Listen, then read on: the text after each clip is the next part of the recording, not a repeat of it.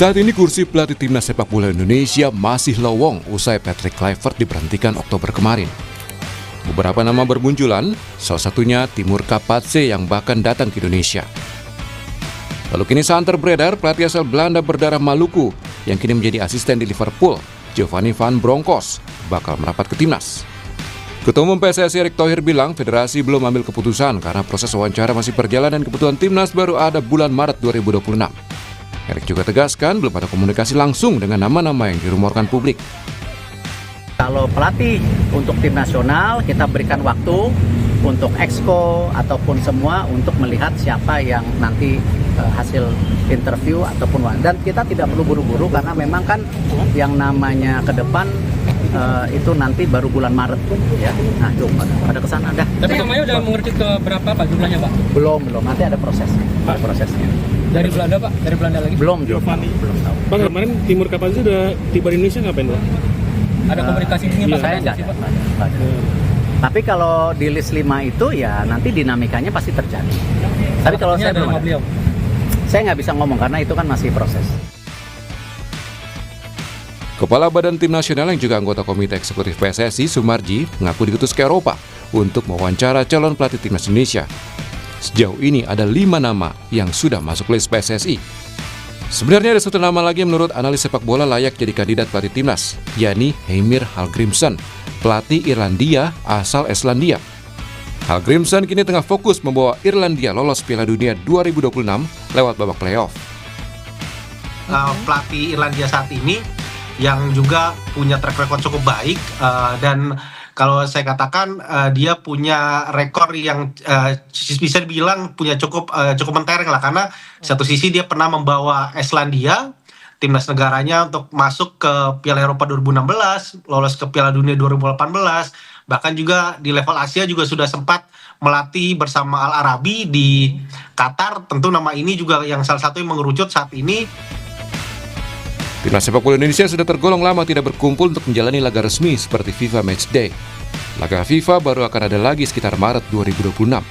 Jadi pelatih timnas semestinya sudah ada akhir tahun ini atau awal tahun depan. Tim Liputan, Kompas TV.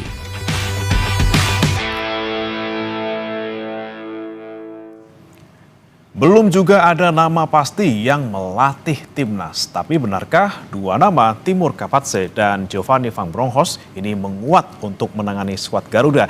Kita akan ulas bersama dengan penasihat klub Semen Padang Andre Rosiade dan juga analis sepak bola Firzi Idris. Selamat pagi Bang Andre, Mas Firzi. Selamat pagi. Oke, Bang Andre masih belum join ya, kita akan nantikan bersama saudara. Tapi saya mau ke Mas Firzi dulu. Mas Firzi, ini kan kita belum tahu nih, ada 5 sebenarnya yang lagi diproses sama PSSI ya untuk menjadi pelatih timnas Indonesia. Kemudian muncul nama ada Bronckhorst, kemudian ada juga Timur Kapatse. Kalau menurut Anda, benar nggak sih 2 orang ini masuk dalam radar pelatih timnas? Ya, PSSI udah beberapa kali ya kami di media juga udah mencoba menanyakan siapa sosok 5 itu. Apakah mereka benar seperti yang diberitakan di media ya, nama-nama yang beredar, Kapatse, Jesus Casas, Van Bronckhorst, dan beberapa nama lain yang belum terlalu disebar namanya. Cuman dalam hal ini memang PSSI benar-benar tight lip ya, dalam artian mereka tidak ingin mengumbar terlalu banyak. Bahkan nggak ada informasi sama sekali terkait negara asal atau dari mereka dari mana. Cuman kemarin dalam sesi konferensi pers untuk perkenalan Coach Nova sebagai pelatih timnas U20 kan juga memang disebutkan oleh Pak Sumarji dan juga Pak Sekjen Yunus Nusi bahwa mereka ini tidak disebutkan namanya karena masih terikat. Mereka terikat bersama klub dan terikat bersama timnas mereka masing-masing. Dan mereka masih punya pekerjaan. Jadi kalau ini benar, artinya rumor soal Timur Kapatse itu sudah bisa kita coret ya. Karena Timur kan sekarang tidak punya pekerjaan setelah dia posisinya di pelatih kepala Uzbekistan diambil alih oleh Fabio Cannavaro. Dan Pak Marji memang mengutarakan sudah pernah komunikasi dengan Timur Kapatse dengan bagaimana cerita kesuksesan dia bersama Uzbekistan, bagaimana kiat-kiat dia sebagai pelatih. Tapi katanya kabarnya sih tidak ada suatu hal lebih maju daripada itu seperti penawaran pekerjaan.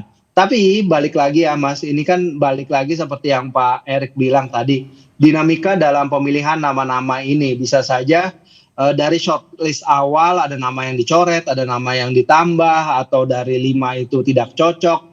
Dan ini semua tergantung dari Alexander Zwiers juga yang sudah berada di Eropa ya. Kabarnya Alexander Zwiers dan beberapa exco sudah jalan dan Pak Marji akan menyusul kalau nggak salah hari ini untuk mewawancarai beberapa nama di Eropa, di London dan mungkin juga ada di mainland Europe. Tapi dalam beberapa pekan ke depan mungkin akan ada perkembangan lagi seperti apa nama-nama yang udah ada dan kemajuan dari proses mereka. Seperti itu sih. Oke, tapi kan kemarin Pak Zainuddin juga sempat bocorkan sedikit gitu ya, pas dibilang Belanda, ya diiyain gitu ya. Walaupun kita tidak tahu nih namanya siapa, tapi kan yang mengerucut pasti kan Bronkhorst gitu ya. Ada nggak sih pelatih lain mungkin Mas Firzi yang kemungkinan juga berasal dari Belanda yang bisa jadi nih, jadi salah satu yang diproses oleh PSSI? Ya, pertama kenapa alirannya Belanda ya dan kenapa Belanda itu make sense menurut saya ya.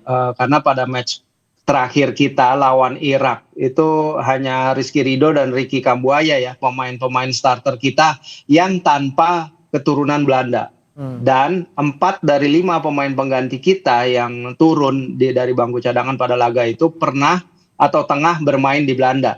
Sehingga menurut saya ini logis, bukan sedikit ya. Menurut saya ini logis kalau PSSI memang mengejar pelatih yang punya aroma Belanda atau pernah belajar dari KNVB. Dan ini juga PSSI menjalin kerjasama dengan KNVB beberapa waktu lalu kalau nggak salah awal tahun ya atau pertengahan, ketika itu Pak Erik datang ke KNVB kampus dan di sana ada MOU kerjasama ya antara federasi dengan KNVB, sehingga sangat wajar.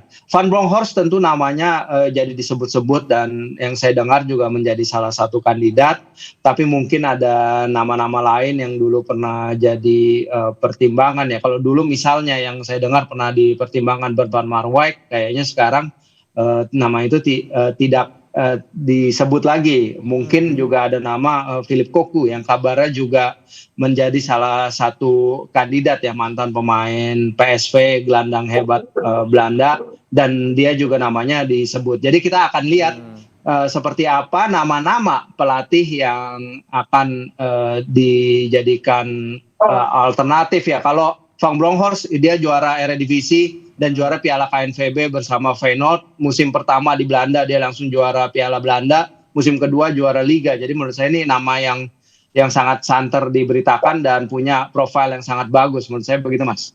Oke, nah ini selain Mas Firzi juga sudah bergabung bersama kami, saudara penasihat dari klub Semen Padang. Melihat nama-namanya, tadi ada kemudian Timur Kapatse, kemudian juga Bronkhorst, kemudian ada juga nih nama-nama lain seperti Heimer Helgrimson, ada juga Jesus Casas. Menurut Anda nama-nama ini yang masuk siapa saja nih, Bang Andre?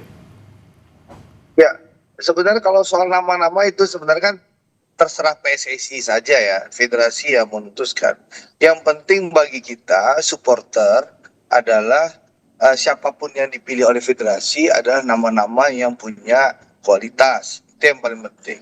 Lalu yang kedua, prosesnya berjalan secara transparan supaya kita semua bisa mengikuti bahwa pilihan ini adalah pilihan terbaik daripada yang tersedia. Kan itu sebenarnya yang dituntut supporter tuh nggak banyak-banyak kok, gitu loh.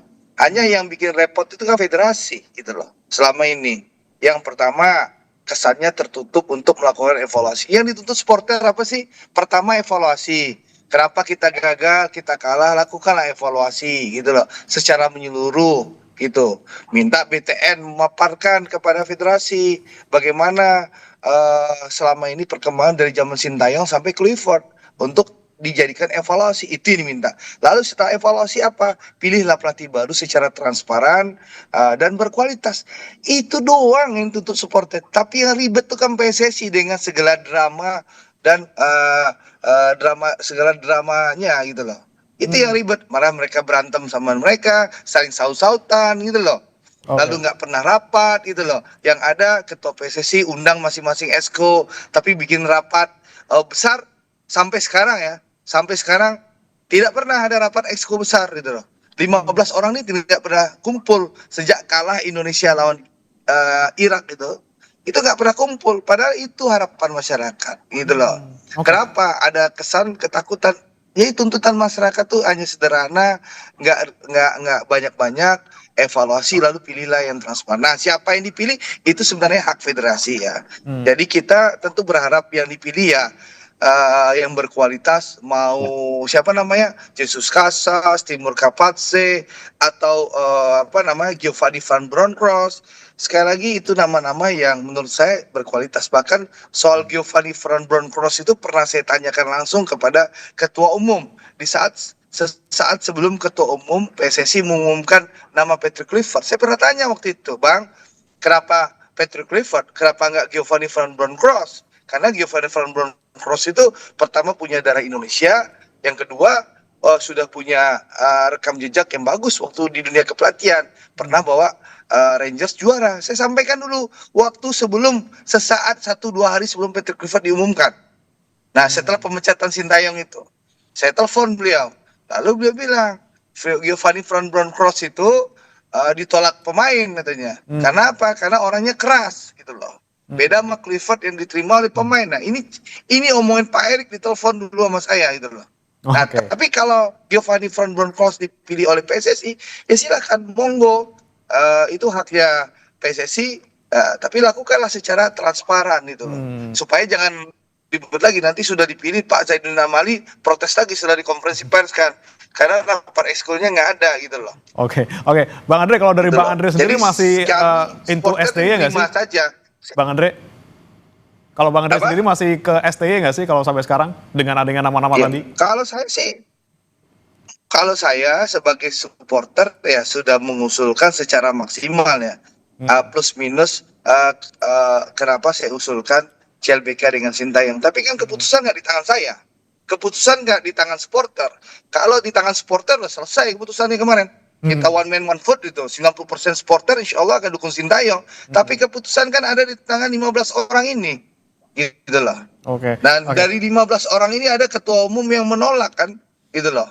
Yang ngotot dalam tanda kutip menolak gitu loh. Kan kita dengar pernyataan pada move on, Zainuddin Amali juga ngomong ketumnya nggak mau, ya susah, gitu loh.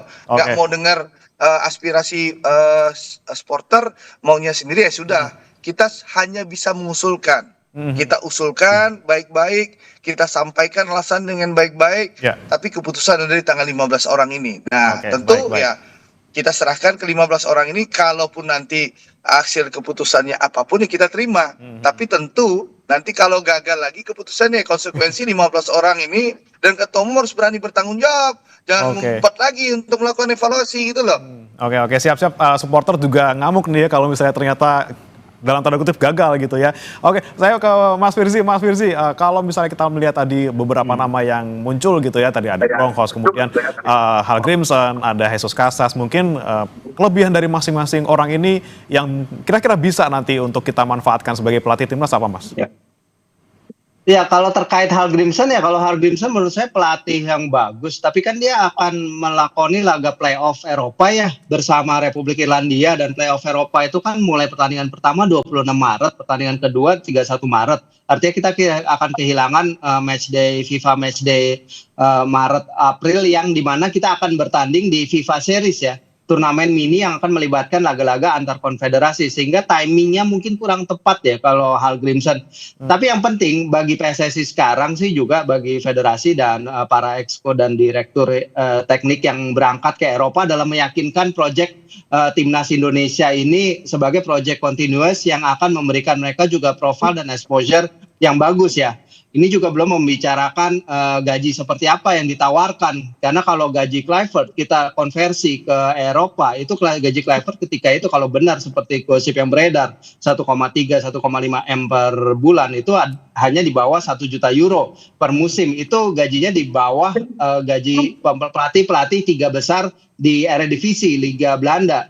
Jadi ini adalah proyek besar yang PSSI harus bisa yakinkan pelatih berikutnya untuk bisa menerima dengan segala resikonya ya, seperti tekanan publik, tekanan dari media sosial dan lain-lain. Jadi pelatih yang bukan hanya kuat di lapangan, tapi juga bisa tidak terpengaruh oleh apa yang terjadi di luar lapangan. Sebenarnya seperti itu sih. Kalau kita bahas pelatih-pelatih ini, memang pelatih-pelatih Eropa pasti kualitasnya beda. Tapi balik lagi juga kepada tim kita ini yang tadi udah kita bahas, ada 16 pemain keturunan Belanda di skuad ini, sehingga ya dicari pelatih yang paling cocok dengan karakter tim ini, terutama karakter dan identitas permainan tim yang diinginkan oleh blueprint dan roadmap sepak bola Indonesia ke depannya, seperti itu Mas Bre. Baik, tapi kalau kita bicara soal timeline nih, Mas Firzi, sepertinya kok Pak Erik santai banget gitu ya. Kita nggak terburu-buru, nggak usah terlalu terburu-buru gitu ya. Kemudian kita lihat katanya agenda paling dekat juga Maret tahun depan, itu pun FIFA Matchday. Gitu. Kalau Anda melihatnya ini kelamaan nggak sih, Mas Firzi? Takutnya udah nggak hot lagi gitu kalau kita ngomongin soal pelatih timnas. Enggak sih, saya pikir ini learning curve juga ya dari apa yang terjadi setelah Sintayong dipecat pada Desember, terus kemudian pelatih baru udah datang pada minggu pertama atau minggu kedua Januari gitu, dan wawancara dilakukan mungkin ketika itu secara tergesa-gesa, mungkin ketika itu kandidat yang datang juga mungkin bukan kandidat-kandidat terbaik.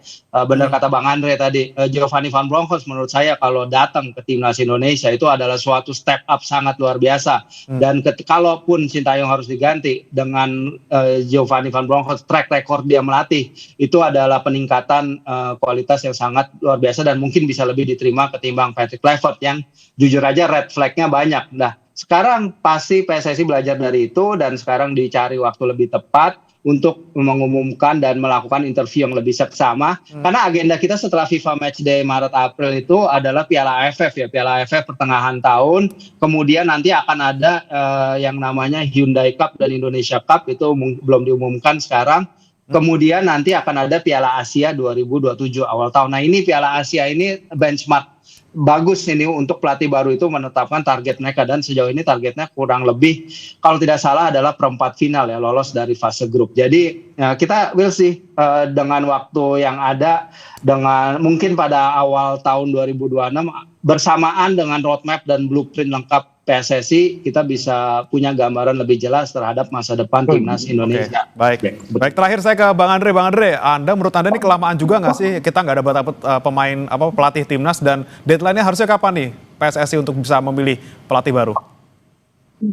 Ya memang sebenarnya ini kan kalau lihat agenda yang sampaikan Mas Firzi tadi kan, pertandingan berikutnya kan bulan Maret ya. Sebenarnya ada kelonggaran di PSSI sebenarnya. Tapi memang publik menuntut cepat karena memang waktu itu kan publik pertama ada kemarahan ya, karena kekecewaan karena prestasi timnas di zamannya Patrick Kluivert ini. Yang kedua, kita menuntut evaluasi. Lalu kita menuntut pemilihan karena waktu itu ada FIFA Matchday di bulan November kemarin. Nah, ternyata kan ini sudah lewat ya. Tentu sebenarnya ini ada ruang bagi PSSI. Yang jelas bagi saya pribadi ya, saya akan menerima siapapun pelatih yang akan dipilih oleh PSSI. Tapi saya harapkan ya pelatih itu memang harus berkualitas, prosesnya harus transparan, dan jangan nanti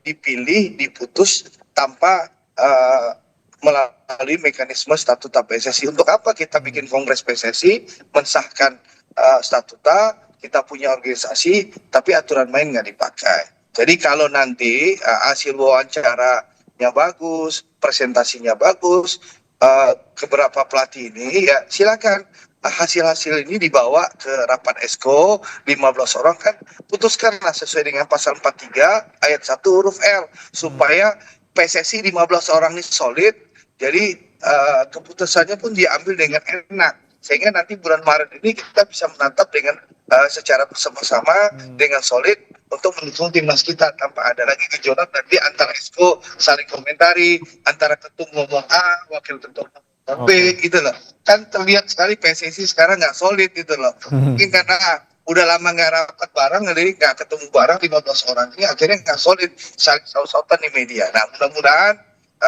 apapun keputusan, kita harus terima lapang dada ya, mudah-mudahan keputusan terbaik ya, siapapun dipilih, jadikanlah pelajaran Patrick Kluivert ini jadikanlah pelajaran bagi Pak Erick Thohir pribadi dan juga seluruh pengurus PSSI.